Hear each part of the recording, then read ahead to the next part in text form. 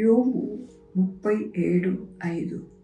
మనము గ్రహింపలేని గొప్ప కార్యములు ఆయన చేయను. ఎంత గొప్ప వాగ్దానాన్ని దేవుడు మనకి అనుగ్రహిస్తూ ఉన్నారండి. దినమున దేవుడు ఏమంటూ ఉన్నారంటే, మనము గ్రహింపలేని గొప్ప కార్యములు అంటండి ఆయన మన జీవితాలలో చేస్తారంట. మనము కోరుకునేది, ఆశపడేది, ఆయన వైపు చూసేది కూడా అదే కదండి. మన జీవితంలో గొప్ప గొప్ప కార్యాలు యేసయ్య చేయాలి, అప్పుడు మన జీవితము బాగుంటుందని మనము ఆశపడుతూ ఉంటాం. అదే దేవుడు సెలవిస్తూ ఉన్నారు ఈ దినమున.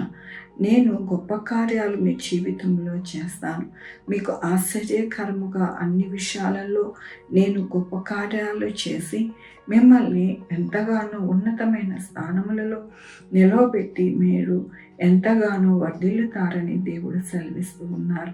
మన జీవితాలు ఎల్లప్పుడూ కూడా గొప్ప కార్యాలు చూడాలంటే ఆయన వైపు చూసిన ప్రతి ఒక్కరికి దేవుడు అంటూ ఉన్నారు, గ్రహింపలేని గొప్ప కార్యాలు మీ జీవితంలో చేస్తాను అంటూ ఉన్నారు.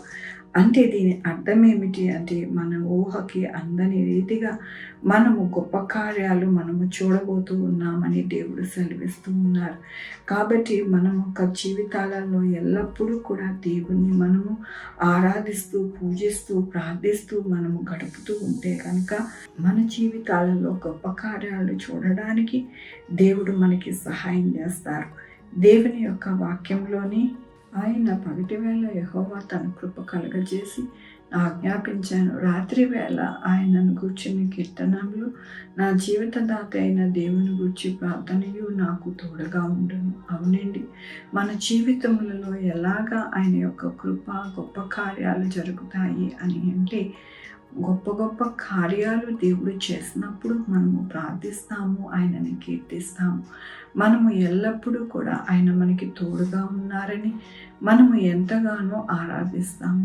కాబట్టి దేవుడు అంటూ ఉన్నారు, మీ గొప్ప కార్యాలు చూడాలి అంటే ఆయన యొక్క నామమున మనము కీర్తించాలి, ఆయన పాదాలు పట్టుకొని ప్రార్థించాలి, ఆయన కృప కొరకు ఎదురు చూడాలి.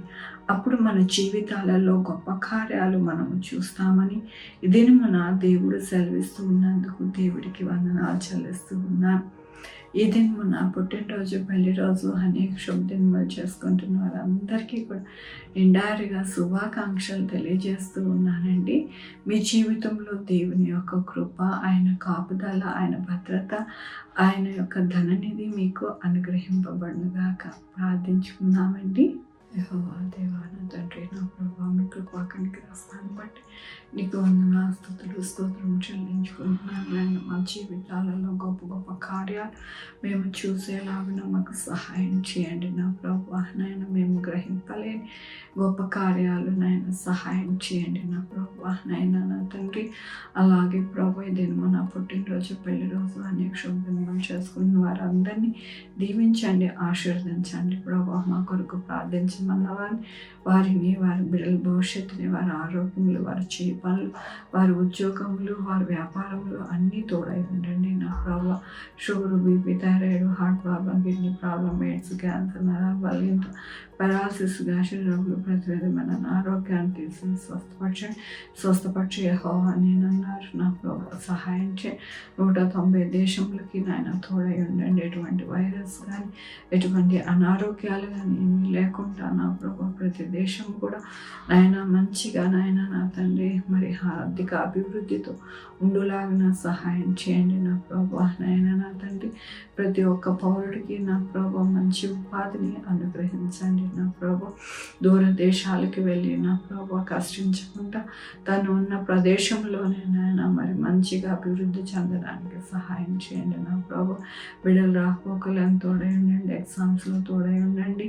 అలాగే నాయన బిడ్డ తల్లి క్షేమంగా డెలివరీ అయ్యి ఉండడానికి సహాయం చేయండి. బిడ్డలు లేని వారికి బిడ్డలు దయచేయండి, ఉద్యోగాలు లేని వారికి ఉద్యోగాలు దయచేయండి, ఉద్యోగాలు పోకుండా సహాయం చేయండి. ప్రతి బిడ్డని నాయన మీ యొక్క కృపలో భద్రపరిచి నాయన ఉన్నతమైన స్థానంలో వారిని పెట్టి నడిపించమని కోరుకుంటూ నా ప్రభు, నా రక్షణ యేసుక్రీస్తు పరిశుద్ధమైన నామమున అడిగి వేడుకుంటున్నాను తండ్రి. ఆమేన్. తండ్రి, కుమార, పరిశుద్ధాత్మ సదాకాలం మనందరికీ తోడై ఉండునుగాక. ఆమేన్. God bless you.